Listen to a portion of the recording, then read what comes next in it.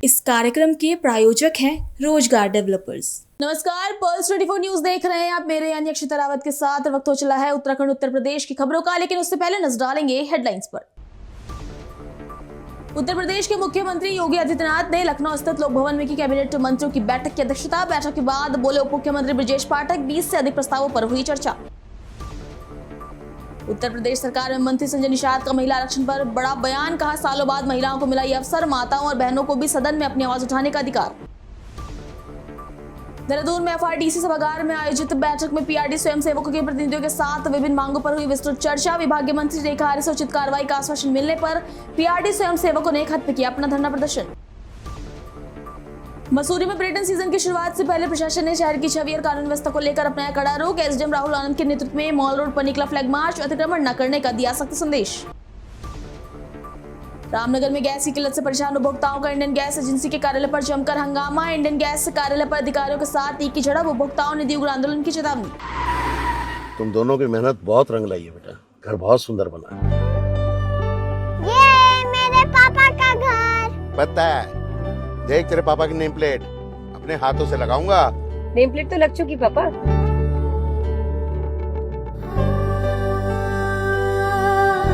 असल मेहनत तो आपने किया पापा, मुझे इस काबिल बनाने के लिए। वो जिंदगी भर किराए के मकान में रहे, लेकिन तो आज ये घर मेरा नहीं, ये है मेरे पापा का घर।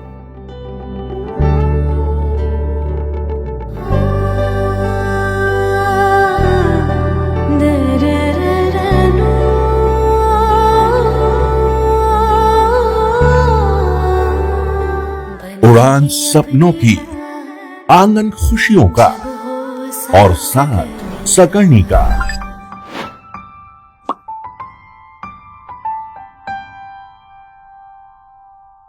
60 वर्षों से आपके साथ मनोरंजन और संस्कार का संगम, जाह्नवी मैगजीन।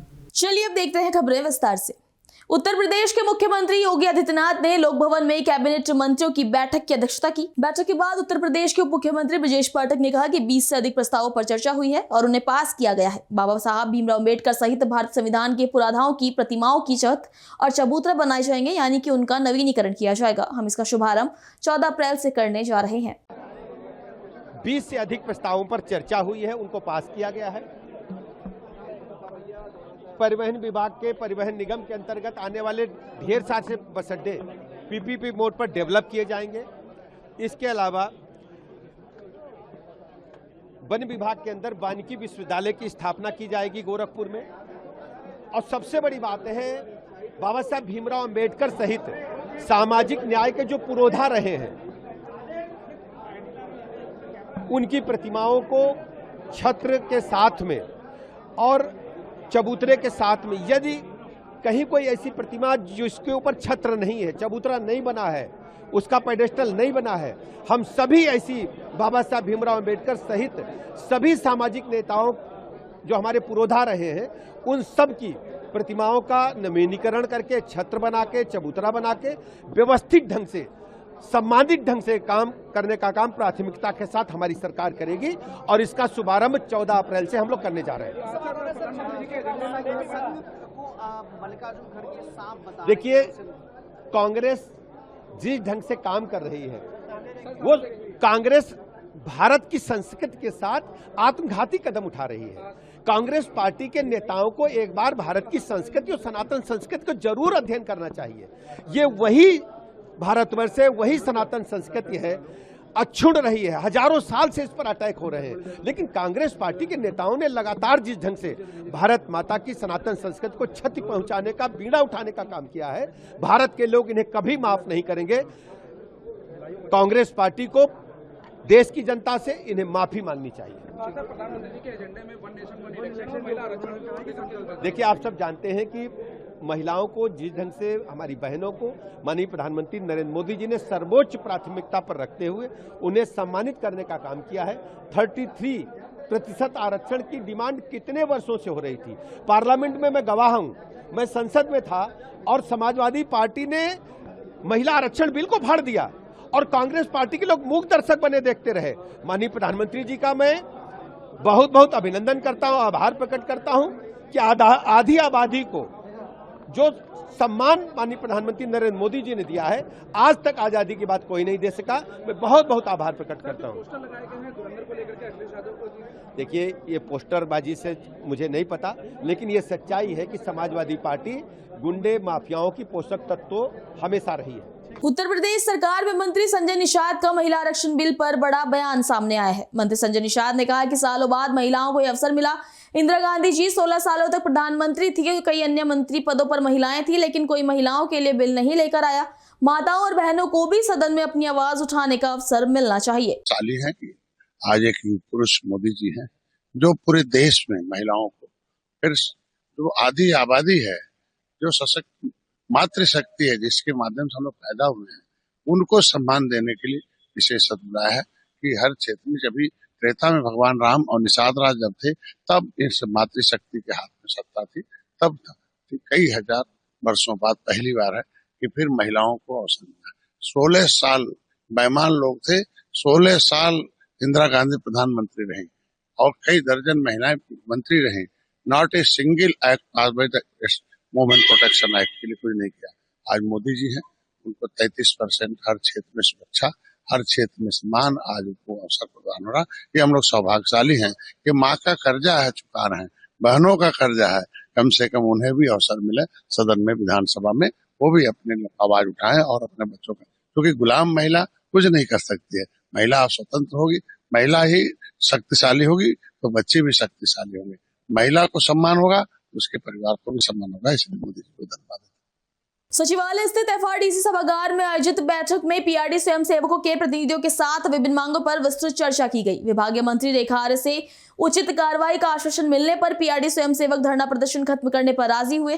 बैठक में स्वयंसेवकों ने प्रमुख रूप से वर्ष भर रोजगार सुनिश्चित करने और होमगार्ड के समान मानदेय और डीए देने की मांग उठाई। वहीं युवा कल्याण एवं पीआरडी मंत्री रेखा आर्य ने बताया कि बैठक में संबंधित विभागीय अधिकारियों को निर्देश दिए गए कि दोनों मांगों के संबंध में शीघ्र प्रस्ताव तैयार कर उसे कैबिनेट के समक्ष प्रस्तुत किया जाए ताकि इन पर उचित निर्णय लिया जा सके। आश्वासन के बाद पीआरडी स्वयंसेवकों के प्रतिनिधियों ने अपना धरना प्रदर्शन समाप्त करने की सहमति जताई। इसके अलावा बैठक में खिलाड़ियों को आउट ऑफ टर्न नौकरी दिए जाने के विषय पर भी चर्चा हुई। अधिकारियों को निर्देशित किया गया कि खिलाड़ियों को विभाग में आउट ऑफ टर्न जॉब देने की प्रक्रिया में तेजी लाई जाए। देखिए, आज युवा कल्याण और खेल विभाग दोनों की कुछ महत्वपूर्ण बिंदुओं पर आज समीक्षा बैठक करी। यदि मैं बात करती हूँ युवा कल्याण की, तो हमारे कुछ पीआरडी जवान जो है कल मेरे से मिलने आए थे। उन्होंने अपने धरना प्रदर्शन जो वो कर रहे हैं उसको लेकर उन्होंने विषय रखा। उसी विषय को लेकर मैंने आज बैठक भी आमंत्रित करी थी, जिसमें उनके मुख्य बिंदु थे कि हमें जो है होमगार्ड के तर्ज पर हमारे को भी जो है वह उनका वेतनमान भी और उनका जो है उनका डीए भी होमगार्ड के तर्ज पर जो है उनको दिया जाए। दूसरी मांग थी कि उनको 365 दिनों का रोजगार भी जो है वह दिया जाए। और मैं समझती हूँ कि इन दोनों विषयों पर पीआरडी जवानों के संगठन के लोग आमंत्रित थे और उनके साथ संवाद हुआ। विभाग के अधिकारी भी मौजूद थे और सभी के मध्य में मध्यस्थता करते हुए आज की ये बैठक हुई। और बैठक में ये निर्देश विभाग के अधिकारियों को दे दिए गए हैं कि हमारे पीआरडी जवान हमारे विषम परिस्थितियों में काम करते हैं, लॉ एंड ऑर्डर की सिचुएशन में भी काम करते हैं और अन्य कई सारे ऐसे कार्य हैं जो कि पीआरडी जवान द्वारा जो है वो निष्पादित किए जाते हैं। तो इनकी भावनाएं हैं कि हमारे को होमगार्ड के तर्ज पे जो है हमको मानदेय हो, हमको जो है सैलरी अथवा हमारे को डीए मिले, तो विभाग उसका प्रस्ताव जो है वो तैयार करे और विभाग उसके प्रस्ताव को शीघ्र तैयार करते हुए जल्द से जल्द कैबिनेट में लेके आने का काम करे। ये निर्देश जो है आज गए हैं। इसके साथ ही 365 दिनों के रोजगार का विषय था, उसको लेकर भी विभाग को निर्देश दिए कि माननीय मुख्यमंत्री जी के कथन में ये बात रही है कि उनको 300 दिनों का रोजगार दिया जाएगा। निश्चित रूप से ये 300 दिनों का रोजगार या अथवा 365 दिनों का रोजगार दिए जाने के संदर्भ में कितनी वित्तीय उपासा होगी या क्या क्या चीज़ें उसमें साल भर का हमारा वित्तीय व्यवस्था की जानी होगी, ये सब का आलेख बनाते हुए शीघ्र जो है उसके लिए भी कैबिनेट के लिए प्रस्ताव वो तैयार करें। ये दोनों ही बातों के लिए संगठन के संबंधित पदाधिकारियों से सहमति बनी है और हमारे ये गंभीर प्रयास रहेंगे कि ये जल्द से जल्द आने वाले हमारे जो भी कैबिनेट होगी, चाहे वो अभी हो रही हो चाहे वो बाद में हो रही हो, तो हमारी पूरी कोशिश रहेगी कि ये दोनों विषयों पर जो है कैबिनेट का मार्गदर्शन प्राप्त करते हुए जो है PRDA जवानों के हित में जो है निर्णित हों। इन्हीं दो बातों के ऊपर उनसे सहमति बनी, तो आज उन्होंने अपना धरना खत्म करने की भी बात जो है आज अपनी सहमति व्यक्त करी। मैं उसके लिए PRDA संगठन को बहुत धन्यवाद देती हूँ कि आपने विभागीय इस बैठक में जहाँ आपने संवाद कायम में भरोसा रखा, एक लोकतांत्रिक व्यवस्था में भरोसा रखा है, तो आप जो आज धरना समाप्त करेंगे, जो आपने आश्वासन दिया है, निश्चित रूप से वो होगा। और मैं उसके लिए आपका बहुत आभार भी आपको मैं व्यक्त करूंगी। और इसके साथ ही हमारे खेल विभाग की भी समीक्षा बैठक रही है, जिसमें हमारे स्पोर्ट्स यूनिवर्सिटी को लेकर और हमारे आउट ऑफ 10 जॉब को लेकर भी जो है एक समीक्षा की गई है। आउट ऑफ 10 जॉब में अभी कार्मिक विभाग में प्रस्ताव लंबित है, लेकिन मेरी इच्छा पहले से भी यही आई है कि हमारे यहाँ पर चूँकि नेशनल गेम के दौरान में हमारे कई सारे जो है हमारे ऐसे खेल संसाधन विकसित हो चुके हैं, जो कि कई मायनों में, चाहे वो बॉक्सिंग का हो, चाहे वो स्विमिंग का हो, चाहे मल्टीपर्पज़ हॉल हो, चाहे वो शूटिंग का रेंज हो, चाहे वो वेलोड्रम हो, ऐसे बहुत सारी हमारे जो है वो स्पोर्ट्स का इंफ्रास्ट्रक्चर खड़ा हो चुका है, जिसमें मानव संसाधन की आवश्यकता है। तो इसको लेके चूँकि माननीय मुख्यमंत्री जी ने विधानसभा सत्र में भी कहा था कि हम लेगेसी प्लान जो है हम लोग तैयार कर रहे हैं, और निश्चित रूप से आउट ऑफ 10 भी अपने आप में एक रास्ता है जिससे कि लेगेसी ऑफ प्लान को इम्प्लीमेंट करने में हमें मदद मिलेगी। तो सारे पद जो है वो हम अपने ही डिपार्टमेंट यानी कि स्पोर्ट्स अथवा युवा कल्याण में नहीं चाहते। उसको लेकर मैंने कहा है कि आप इस पर हम लोग ज़्यादा काम करें। इसके साथ ही जिस प्रकार से कानून विभाग की कुछ आख्याएँ मांगी गई हैं, जिसमें हमारे राष्ट्रीय खेलों में जो पदक विजेता खिलाड़ी हैं उनकी वो किस और रुचि रख रहे हैं, किस डिपार्टमेंट में काम करना रुचि रख रहे हैं, उनकी शैक्षिक योग्यता क्या है, इसको लेके भी कानून विभाग ने जो क्वेरी करी है उसको लेकर डिपार्टमेंट को निर्देश दिए कि वो शीघ्र इसको लेकर जो है वो सभी से संवाद करते हुए उसकी रिपोर्ट तैयार कर ले।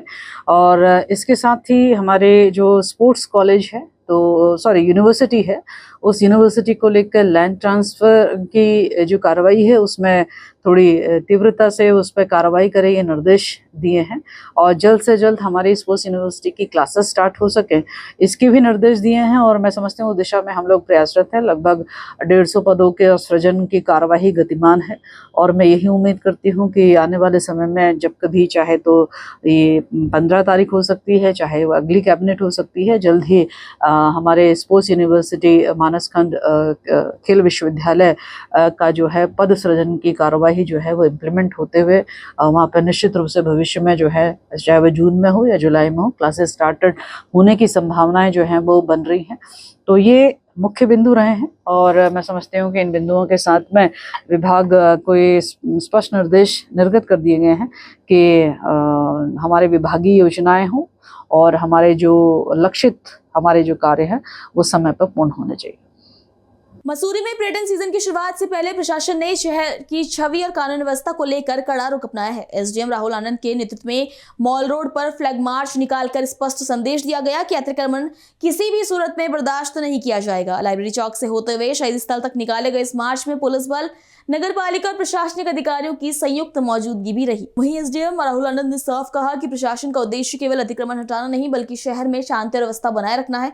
उन्होंने चेतावनी दी कि अगर कोई भी व्यक्ति नियमों का उल्लंघन करते हुए मॉल रोड पर पटरी लगाने की कोशिश करेगा तो उसके खिलाफ सख्त कानूनी कार्रवाई की जाएगी। उन्होंने स्पष्ट किया कि मामला हाईकोर्ट तक जा चुका है, जहां से भी पटरी व्यापारियों को कोई राहत नहीं मिली। कोर्ट के निर्देशों के अनुसार मॉल रोड पर किसी को भी बैठने की अनुमति नहीं है।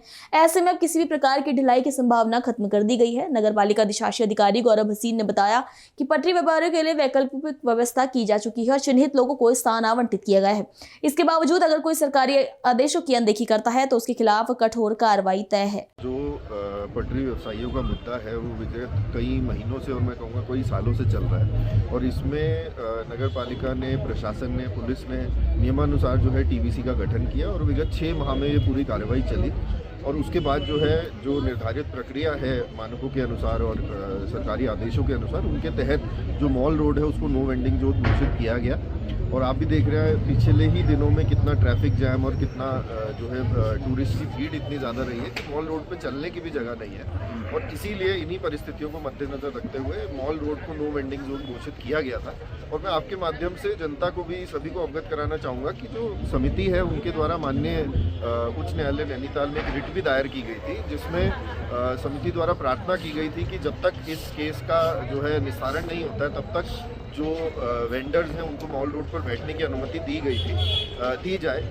उसको भी माननीय उच्च न्यायालय ने भी उसको जो है ये अनुमति देने से मना कर दिया था। तो हमारा यही अनुरोध है समिति से कि जो कानून के दायरे में रह करके अपना कार्य करें और जो माननीय न्यायालय के निर्देश हैं उनका अनुपालन करें। और इसके अतिरिक्त यदि समिति हो या कोई भी व्यक्ति हो जिसके द्वारा कानून को अपने हाथ में लेने का कार्य किया जाता है या सरकारी आदेश का अनुपालन नहीं किया जाता है, उसके विरुद्ध जो कार्रवाई होगी वो आने वाले दिन में या जब भी इस तरह की कोई घटना देखने को मिलती है तो जो भी नियमानुसार कार्रवाई होगी वो कठोर कार्रवाई भी करने से नगर पालिका और प्रशासन पीछे नहीं हटेगा। देखिए, फ्लैग मार्च का जो मुख्य उद्देश्य है वो ये है कि हमारे यहाँ आप देख रहे हैं जो पिछला वीकेंड गया है उसमें कितनी भारी मात्रा में टूरिस्ट है। आज फ्लैग मार्च के दौरान भी मुझे लगता है जितनी स्थानीय जनता है उससे ज़्यादा टूरिस्ट मॉल रोड पर मौजूद है। तो किसी को भी अराजकता फैलाने का और कोई ऐसा मैसेज, मसूरी की छवि खराब करने का कोई मैसेज देने का यदि कोई कृत्य कर रहा है तो उनके लिए ये एक तरीके से वार्निंग है कि प्रशासन और नगर पालिका, पुलिस प्रशासन सब मुस्तैद है।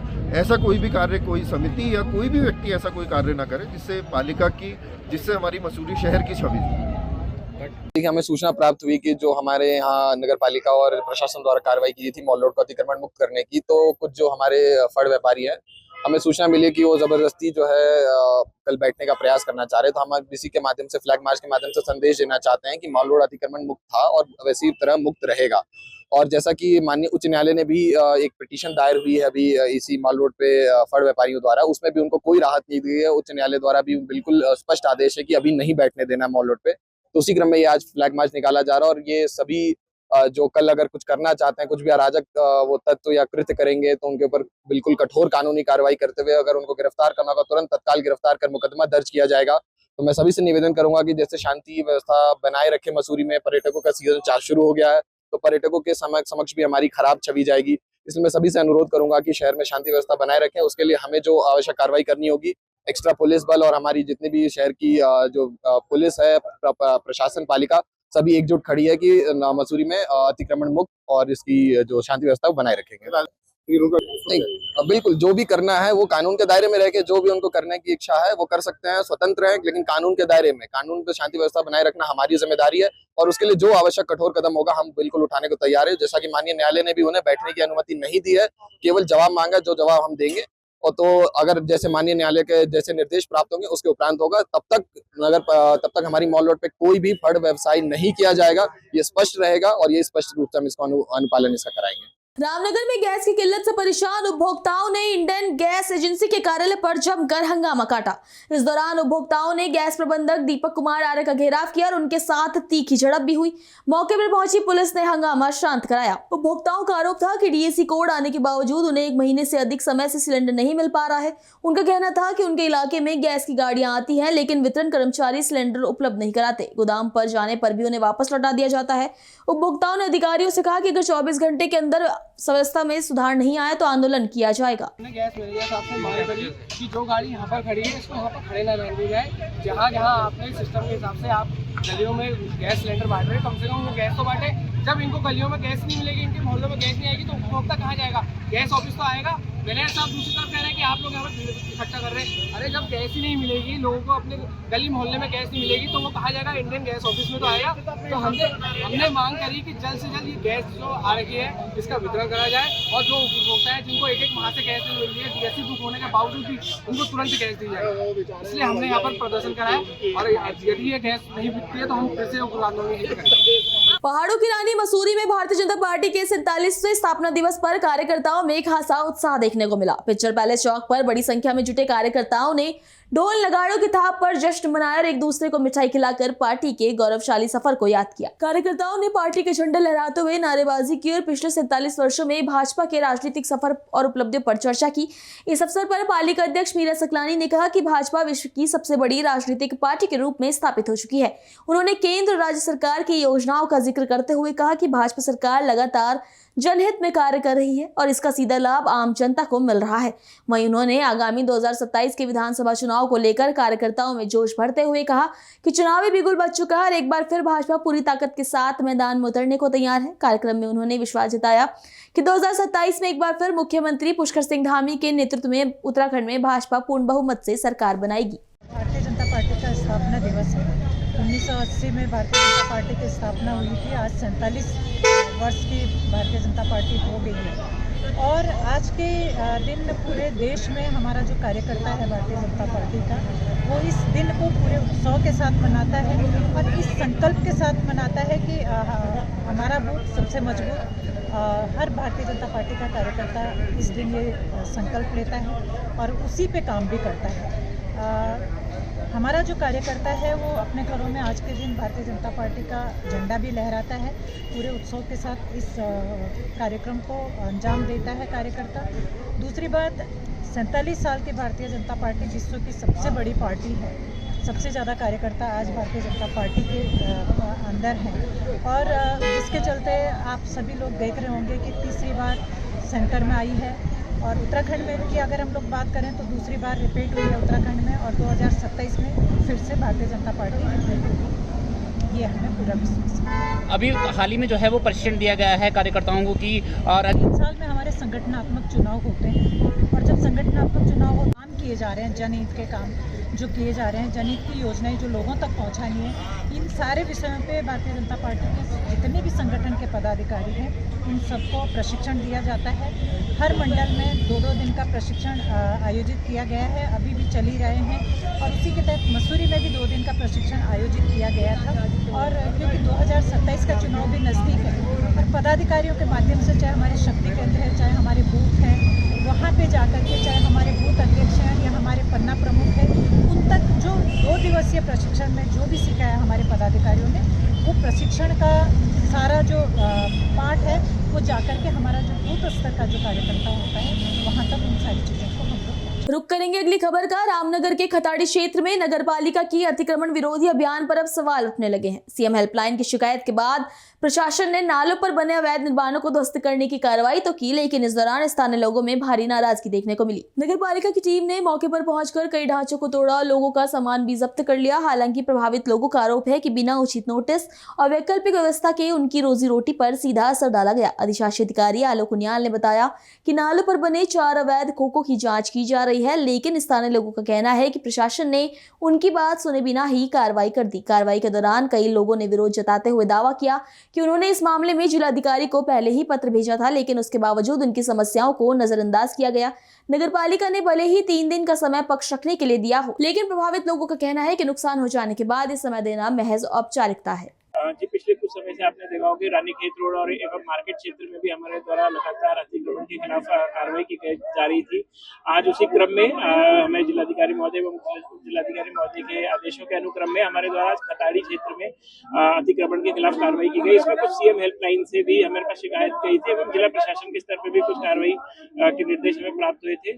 तो आज हमारे द्वारा जो मुख्यतः तौर पे जो हमारी यहाँ सफाई के लिए जो नालों के ऊपर पट्ट के ऊपर जो वो रखे जाते हैं वो भी तोड़े गए थे और साथ में ये 4 खोखे जो हैं जो कि इस तरीके से सड़क के किनारे बने हुए थे उनकी भी आज जांच की गई। उनका सामान हमारे द्वारा खाली करवा दिया गया है। इनके द्वारा ये बताया जा रहा है कि इनके द्वारा जिलाधिकारी महोदय को कोई एक पत्र प्रेषित किया गया जिसमें जांच के आदेश है। हम वो पत्र का दिखवा लेते हैं और इनको 2-3 दिन का भी हम लोग अपना पक्ष रखने का एक मौका दे देते हैं। 2-3 दिन के बाद अपना पक्ष रखने के बाद अगर कुछ संतुष्ट कार्रवाई नहीं होती तो हम लोग यह हटवा देंगे। साथ ही एक आगे पर एक टंकी चौराहे पर भी एक दुकान के द्वारा पूरी मोड़ पे काफी बड़ा अतिक्रमण किया गया था, उस अतिक्रमण को भी हटाएंगे। द्वारा जो सड़क के किनारे जो जिस प्रकार से सड़कों के अतिक्रमण टेबल मेज वगैरह रखे गए थे और एक 2 भट्टियां हैं वो सामान जब्त किया गया। लोगों को नोटिस दिया गया। ये असल में जो हमारी जो पूर्णतः रूप से जो अतिक्रमण वाले नोटिस जो होते हैं उसमें हमें नोटिस की जरूरत नहीं होती है, परंतु फिर भी हम लोगों के द्वारा इनको मौखिक पहले भी बताया गया था कि ये सड़क के किनारे और जो भी नालों के हरिद्वार बहादुराबाद के बेगमपुर स्थित इंग्लिश शराब का ठेका एक बार फिर विवादों में है। ठेके के कर्मचारियों पर प्रिंट रेट से ज्यादा कीमत वसूलने के गंभीर आरोप लगे हैं। सवाल ये भी उठ रहा है कि आखिर बार बार शिकायतों के बावजूद आबकारी विभाग कोई कार्रवाई क्यों नहीं कर रहा है। हरिद्वार के बहादुराबाद क्षेत्र के बेगमपुर में स्थित इंग्लिश शराब का ठेका एक बार फिर चर्चाओं में आ गया है। आरोप है कि ठेके पर ग्राहकों से निर्धारित प्रिंट रेट से ज्यादा पैसे वसूले जा रहे हैं। स्थानीय ग्राहक को तस्लीम ने ठेके के कर्मचारियों पर ओवर रेटिंग का गंभीर आरोप लगाया। इतना ही नहीं, इससे पहले भी इस ठेके से जुड़े ओवर रेटिंग के कई मामले सामने आ चुके हैं, जिनके वीडियो भी सोशल मीडिया पर जमकर वायरल हुए थे। इसके बावजूद आबकारी विभाग की ओर से अब तक कोई ठोस कार्रवाई नहीं की गई, जिससे ठेके पर ओवर रेटिंग का ये खेल लगातार जारी है। अब देखना होगा कि इस बार आबकारी विभाग क्या कदम उठाता है और क्या ग्राहकों को राहत मिल पाएगी। बोतल लेके बेगमपुर ठेके से, इसका प्रिंट है 680 का और 700 रुपये दिए। नहीं, 700 किस बात के लिए उन्होंने आपने पूछा? बात के लिए तो 10 रुपये का एक्स्ट्रा था, 10 रुपये एक्स्ट्रा से 10 रुपये किस बात के एक्स्ट्रा लिए थे। कौन सी बोतल है? बोतल दिखाइए आप। बोतल आई अच्छा, आपने IB की बोतल ली है जिसका प्रिंट है 680 रुपये, लेकिन आपसे जो है 20 रुपये अवैध लिया गया। कौन सी ठेका है ये? बेगमपुर ठेका। इंग्लिश का किससे? कर्मचारी से लिया गया? हाँ जी, कर्मचारी। हरिद्वार के सिडको क्षेत्र में कंपनी में महिला कर्मचारी के साथ कथित उत्पीड़न का मामला सामने आया है। आरोप है कि कंपनी के HR और सिक्योरिटी एजेंसी की कार्रवाई से कर्मचारी को बिना ठोस सबूत के नौकरी से बाहर निकाल दिया गया। हरिद्वार के सिडको क्षेत्र के कंपनी में काम करने वाली महिला कर्मचारी के साथ कथित अन्याय हुआ है। जानकारी के मुताबिक पीड़ित महिला पिछले 5 साल से कंपनी में कार्यरत थी। आरोप है कि कुछ दिन पहले उस पर चोरी का आरोप लगाकर कंपनी आने से मना कर दिया गया। हालांकि बाद में कंपनी के CCTV कैमरों की जांच में कोई ठोस सबूत नहीं मिला। कंपनी के HR का कहना है कि जांच में आरोप सिद्ध नहीं हुआ। वहीं सिक्योरिटी एजेंसी पर सवाल उठाए जा रहे हैं। दूसरी ओर सिक्योरिटी एजेंसी के फील्ड ऑफिसर का कहना है कि बैग चेकिंग के दौरान महिला के पास से कोई कंपनी का सामान नहीं मिला। ऐसे में बड़ा सवाल यही है कि जब कोई सबूत नहीं मिला तो आखिर महिला कर्मचारी को नौकरी से क्यों निकाला गया। पीड़ित महिला ने परेशान होकर पल्स 24 न्यूज के हरिद्वार संवाददाता से बातचीत कर अपनी आप बीती सुनाई है। देखिए ये रिपोर्ट। नीतू त्यागी है, मैं एकनौर कंपनी में मैं काम करती हूँ 5 साल से। 5 साल से वहाँ पे काम कर रही हूँ। 26 फरवरी को मैं अपना बैग चेकिंग करा के 8 बजे छुट्टी के टाइम बाहर निकली गेट से। 9 बजे मेरे पास फोन आया कि ड्यूटी मत जाना, तेरे पे चोरी का आरोप लगा हुआ है। किनके द्वारा फोन आया था? हमारे अनिल, इस्पात सिक्योरिटी के फील्ड ऑफिसर हैं, उनका नाम है अनिल। उनका मेरे पास में फोन आया कि ड्यूटी मत जाना, पहले ऑफिस पे आना। ऑफिस पे जब मैं 12 साढ़े 12 बजे के करीब ऑफिस पहुंची तो उसके बाद उन्होंने मेरे को एक फोटो दिखाया जो कि मेरे बैग का था। इसमें जो है ना, तुमने चोरी कर रखी है, सेविंग क्रीम चुरा रखी है, कंपनी वाले तुम्हें कंपनी नहीं ले रहे हैं। उसके बाद 3 मार्च को मैं कंपनी पहुंची। HR प्रदीप है करके वहाँ पे, उनसे मेरी बात हुई। उन्होंने बोला कि तेरी कोई गलती नहीं है, कैमरा मेरा हमने सब चेक करे हैं। एक सुपरवाइजर है, सिक्योरिटी सुपरवाइजर, तो उसका उसमें रावत नाम है उसका, तो उसका दोस्त ठहराया उसको। उन्होंने कहा कि राकेश रावत जो है ये इसकी सारे हाथ हैं, इसको 25 मार्च को हम कंपनी से बाहर कर देंगे और 1 अप्रैल से तू ड्यूटी आ जाना। 1 अप्रैल से मैं HR को फोन कर रही हूँ, मेरे पे कोई रिप्लाई नहीं आ रहा है, ना मेरे को ड्यूटी बुलाया जा रहा है। चोरी का आरोप लगाया जा रहा है मेरे पास में, झूठा आरोप लगा रहे मेरे पे। जो आपने कंपनी बताया वो कौन सी जगह पे कंपनी है? मैकनौर रोशनाबाद में कंपनी पड़ती है। ये थाने के नजदीक, थाने के पास में कंपनी है ये। तो अब जो है आपके HR द्वारा क्या आश्वासन दिया जा रहा है? आश्वासन HR ने बस मेरे को यही दिया कि 1 अप्रैल से तेरे को ड्यूटी बुलाऊंगा। आज 6 तारीख हो गई है, मेरे को ड्यूटी का, मैं उनको फोन पे बहुत फोन कर लिए, ना मेरे को फोन करा, ना ड्यूटी बुलाने का रिप्लाई करा। मैंने मैसेज भी करा वो WhatsApp पे कि सर मुझे कब से ड्यूटी बुला रहे, मेरे कोई रिप्लाई नहीं कर रहे हैं। तो अब आप क्या चाह रहे हैं? अब मैं चाह रही हूँ, जब मैं चाह रही हूँ कैमरा खोला जाए। अगर मैं दोषी हूँ तो मेरे को दोषी ठहरा जाए, बाकी जो भी इसमें दोषी है उसको सजा दी जाए, मेरे को ड्यूटी लिया जाए। कुल मिला के जो है कि आपके साथ जो है कंपनी द्वारा जो है मैनेजर है या सिक्योरिटी उसका उत्पीड़न किया जा रहा है। Yes sir. मथुरा के कोसीकला के बठैन गेट चौकी क्षेत्र अंतर्गत ईदगाह के सामने उस समय अफरा तफरी मच गई जब नेशनल हाईवे पार कर रहे 3 इलेक्ट्रिक स्कूटी सवारों की एक कार से भीषण टक्कर हो गई, जिसमें 3 लोग गंभीर रूप से घायल हो गए हैं। प्राप्त जानकारी के अनुसार एक कार सवार व्यक्ति अपनी पत्नी को गांव सांचौली से अस्पताल दिखाने के लिए जा रहा था। इसी दौरान ईदगाह के सामने कट को पार कर रहे 3 स्कूटी सवार अचानक कार की चपेट में आ गए। प्रत्यक्षदर्शियों के अनुसार कार चालक ने टक्कर से बचने के लिए काफी हॉर्न बजाया और ब्रेक भी लगाया, लेकिन टक्कर इतनी जोरदार थी कि स्कूटी सवार तीनों लोग गंभीर रूप से घायल हो गए। मौके पर मौजूद लोगों ने तत्परता दिखाते हुए तीनों घायलों को निजी अस्पताल में भर्ती कराया, जहां से 2 की हालत गंभीर होने पर उन्हें हायर सेंटर के लिए रेफर कर दिया गया। वहीं कार सवार दंपति इस हादसे में सुरक्षित रहे, हालांकि दोनों वाहनों को काफी नुकसान पहुंचा है। क्या हुआ था? स्कूटी वाले आगे टक्कर लगी हमें। मतलब किधर से आई थे स्कूटी वाले? जा रही थे और हम वहीं तो हॉर्न मार जा रहे। गाड़ी से टकरा गए आगे स्कूटी वाले। इसमें कितने लोग थे गाड़ी में?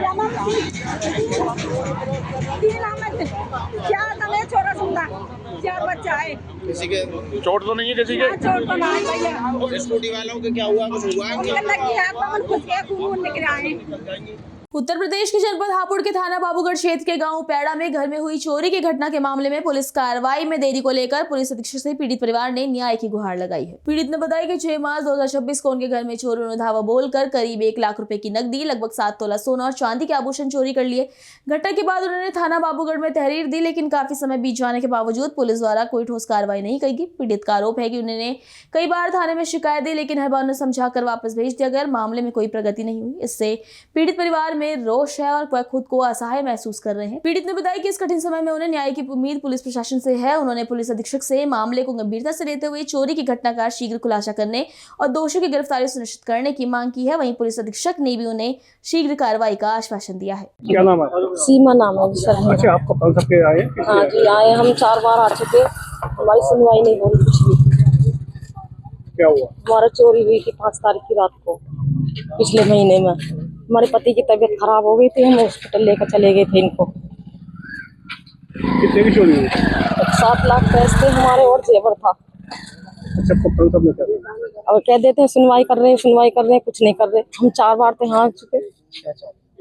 हम चाहते हैं कि देखो हमारा सामान मिल जाए। क्या नाम है आपका? वेद प्रकाश। अच्छा, आप कप्तान साहब पे आए हैं, किस लिए आए? आज चोरी हो गई 5 तारीख में। मेरी तबीयत खराब हो गई थी 5 तारीख की रात को, पिछले महीने में मार्च में 5 तारीख को। अब हम दिल्ली पहुंच गए दवाई लेना, घर कोई नहीं था। बाद में ताला टूटा और 7 लाख रुपए रखे कैश और जेवर रखा नहीं। और मैं पता लगी अस्पताल में 10:30 बजे ऐसे बात होगी, तो 4 टीम सब घर पे थी। अब हमने रिपोर्ट लिखी तो दरोगा जी ने बोले तुम्हारा सामान तुम्हें मिल जाएगा, चिंता मत करो, ढूंढ रहे हैं हम। अब हम कप्तान साहब के भी 4 बार पास आ गए, ये भी कहते हैं हमारे लग रहे हैं, ढूंढ रहे हैं। मैं दिल्ली तक पहुंच गए। अब हम परेशान हैं, कैसा करें? तो क्या आश्वासन दिया है कप्तान साहब ने? आप मिले? ये दिया हम अपना काम कर रहे हैं, हमें अपना काम कर लें, तो आगे तक पहुंच रहे हैं, हम ढूंढ रहे हैं। 1 महीना हो गया। दरोगा जी ने कहा मैं ढूंढ रहे हैं, तुम्हारा सामान तुम्हें मिल जाएगा, ढूंढ रहे हैं हम, लग रहे हैं काम, अपना काम कर लें दो हमें। अब हमें तो कुछ सारा दिख नहीं रहा, हम परेशान है बहुत ज्यादा, सब कुछ लुट गया हमारा। उत्तर प्रदेश के जनपद हापुड़ जिले की तीर्थ नगरी गढ़मुक्तेश्वर में दशकों पुरानी एक ऐतिहासिक करीब 45 साल बाद प्राचीन काल भैरव मंदिर को भूमाफियाओं के कब्जे से मुक्त करा लिया गया है। मंदिर पर लगे ताले को तोड़वाकर प्रशासन ने न सिर्फ अतिक्रमण हटवाया, बल्कि धार्मिक आस्था से जुड़े एक महत्वपूर्ण स्थल को उसके सम्मान और पहचान की ओर लौटाने की भी पहल की है। दरअसल गढ़मुख क्षेत्र के नक्का कुआं इलाके में स्थित सैकड़ों वर्ष पुरानी काल भैरव मंदिर पर कुछ भूमाफियाओं ने लंबे समय से अवैध कब्जा कर रखा था। जिलाधिकारी अभिषेक पांडे जब गढ़मुक्तेश्वर में चल रहे विकास कार्यों का निरीक्षण कर रहे थे, तभी उनकी नजर इस अतिक्रमण पर पड़ी। मंदिर पर ताला देखकर उन्होंने मामले की गंभीरता से लिया और तुरंत कार्रवाई के निर्देश दिए। इसके बाद प्रशासनिक टीम मौके पर पहुंची और मंदिर पर लगा ताला तोड़वाकर कब्जा हटवाया गया। गढ़मुक्तेश्वर को एक प्रमुख धार्मिक केंद्र माना जाता है, जहां मुक्तेश्वर महादेव मंदिर की विशेष मान्यता है, जिसके नाम पर ही शहर का नाम पड़ा है। इसी परिसर में एक और प्राचीन गंगा मंदिर, दूसरी ओर मुक्तेश्वर महादेव मंदिर और तीसरी ओर काल भैरव मंदिर वर्षों से स्थित रहे हैं। काल भैरव मंदिर का बंद रहना स्थानीय लोगों और श्रद्धालुओं के लिए लगातार पीड़ा का कारण बना हुआ था। देखिए, आपको पता है हम लोग गढ़मुक्तेश्वर के प्राचीन मुक्तेश्वर महादेव मंदिर के प्रांगण में खड़े हैं। गढ़मुक्तेश्वर एक प्रमुख आस्था का केंद्र है और इस शहर की पूरी जो मान्यता है, जो नामकरण है, वो यही मुक्तेश्वर महादेव के नाम पर हुआ है। ये पूरा एक मंदिर परिसर है जिसमें एक तरफ प्राचीन गंगा मंदिर, फिर यहाँ पे मुक्तेश्वर महादेव और फिर तीसरी तरफ काल भैरव का मंदिर था। पूर्व में कुछ भूमाफियाओं द्वारा काल भैरव के मंदिर को खंडित करके उसके ऊपर फर्जी बैनामा करके उसको कब्जे में लेने का प्रयास किया गया था, जिसकी वजह से लगभग 40-45 साल से काल भैरव जो है वो अपने मूल स्थान से हटकर दूसरे माता के मंदिर में विराजमान थे। चूँकि शासन की प्राथमिकता है कि गढ़मुक्तेश्वर का विकास हो, मंदिर नगरी के रूप में इसका जो है परचम लहराए, इस वजह से शासन द्वारा मुक्तेश्वर महादेव मंदिर में भी विकास के लिए धनराशि आवंटित की गई। उन्हीं विकास कार्यों का जायजा लेने के लिए आया था और हमने फिर जो अतिक्रमण था उसको भी हटवाया। ये जो मंदिर है उस पर जो ताला जड़ा गया था उसको खोलकर पुनः काल भैरव की मूर्ति का पूरे विधि विधान अनुष्ठान के साथ शीघ्र ही पुनः स्थापना की जाएगी, जिससे कि ये मंदिर एक टेम्पल कॉम्प्लेक्स के रूप में उभरेगा। इससे न केवल यहाँ की आस्था को और बल मिलेगा, बल्कि पर्यटन के क्षेत्र में भी इस क्षेत्र की तरक्की संभव हो सकेगी। खबरों में इतना ही। आगे की अपडेट के लिए बने रहिए पल्स 24 न्यूज के साथ। नमस्कार। इस कार्यक्रम के प्रायोजक थे रोजगार डेवलपर्स। तुम दोनों की मेहनत बहुत रंग लाई है बेटा, घर बहुत सुंदर बना है। ये मेरे पापा का घर। पता है, देख तेरे पापा की नेम प्लेट अपने हाथों से लगाऊंगा। नेम प्लेट तो लग चुकी पापा।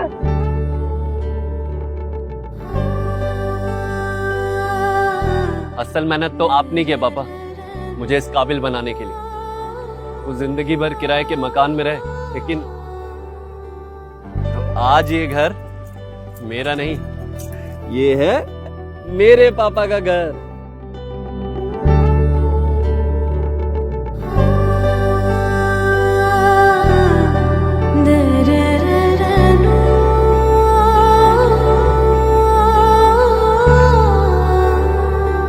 उड़ान सपनों की, आंगन खुशियों का और साथ सकर्णी का।